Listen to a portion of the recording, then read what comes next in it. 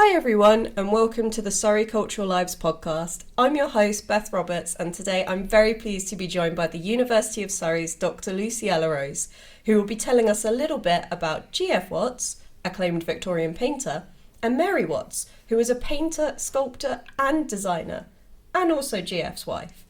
The Wattses are well known in Surrey due to their work being displayed at the eponymous Watts Gallery, which they founded in 1904. It's really lovely to have you on the podcast, Luciella. Thank you for joining me. Thank you so much for having me. Oh, it's a pleasure. Before we talk about the Wattses, would you be able to tell our listeners about your work and research at the University of Surrey? Yes, so I'm lecturer in Victorian literature here at Surrey University, and I teach on Victorian literature and visual culture, so my work is very much interdisciplinary, and so is my research. So I've published one book on, it's called Suffragist Artists in Partnership, and I'm writing my second one currently on sisters at the turn of the century, in the late 19th century, sisters that work in creative partnerships. So I specialise in women in creative partnerships, women who worked with their husbands or their brothers or their sisters, and wider feminist communities in creative partnership. Yeah, no, that's really exciting and leads us very nicely on to GF and Mary Watts. So for those who are listening who might not know who they are, may not have heard of them before, would you be able to introduce the creative pair? Yeah, so they were a creative partnership of husband and wife who lived together in their Surrey studio home Limnersleys. And G.F. Watts was dubbed England's Michelangelo. He was a world-famous portrait painter and symbolist painter. He also dabbled a bit in social realism. He was a sculptor as well. And Mary Watts was a pioneering arts and crafts figure. She was one of the first women designers for Liberties. And she set up her own pottery business called Compton Pottery on the site of their Surrey studio home. And she was an artist craftswoman in her own right. She did paint, but she mainly worked in terracotta, sculpture and gesso design and decorative art. No, that's incredible. Before we move on to talking about Mary, you note in your post on the Surrey Cultural Lives map that GF painted several high-profile figures of the time. Would you be able to name a couple of the people he painted and just talk about his reputation a little bit? Yeah, so he painted a load of his famous contemporary thinkers, visionaries, artists and writers in a portrait collection that he called the Hall of Fame. And included in that are figures like Alfred Tennyson, John Stuart Mill, Josephine Butler, the pioneering feminist, the writer George Meredith. He also painted Florence Nightingale, Julia Margaret Cameron. So yeah, some really big names of the time.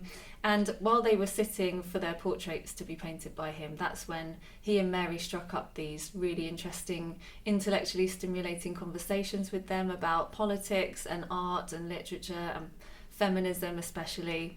And became celebrities of their time, connected to the leading figures of their day. So they were hugely well respected during their time. Yeah, no, they sound like incredible people. And you mentioned there about sort of the amazing conversations that were being had while these paintings were happening. You've also mentioned before how Mary became a figurehead of non-militant feminism. Would you be able to tell us more about that? That's right. So she was a suffragist rather than a suffragette. So she wasn't into setting fire to things or smashing windows, but she did join huge marches and processions that travelled through Guildford to London. And she was friends with Gertrude Jekyll, who designed the big suffrage Godalming banner as well that was paraded through Guildford.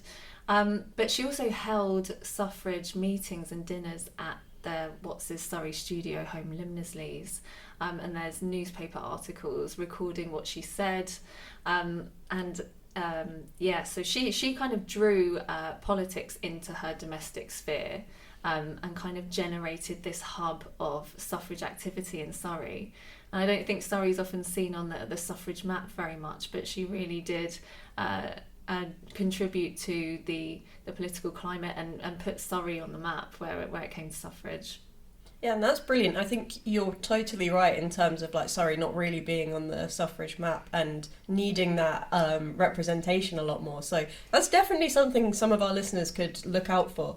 And if there's any research tips that you think that they might need if they're going to submit an entry to the Surrey Cultural Lives map, what would be your number one research tip?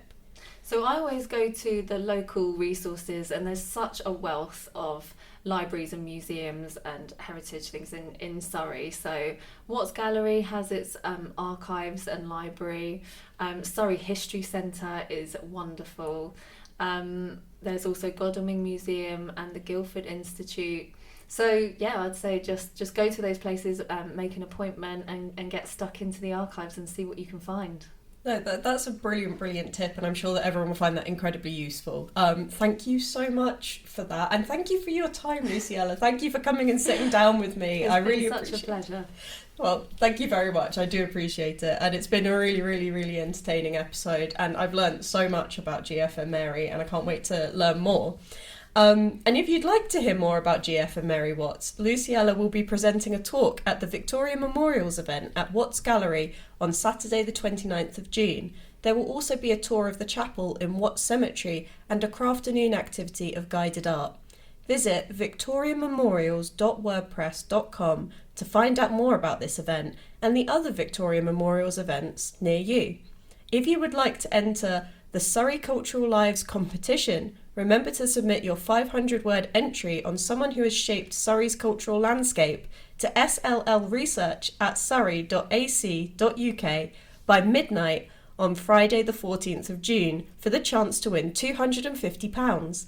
Thank you for listening, and look out for the next episode next month.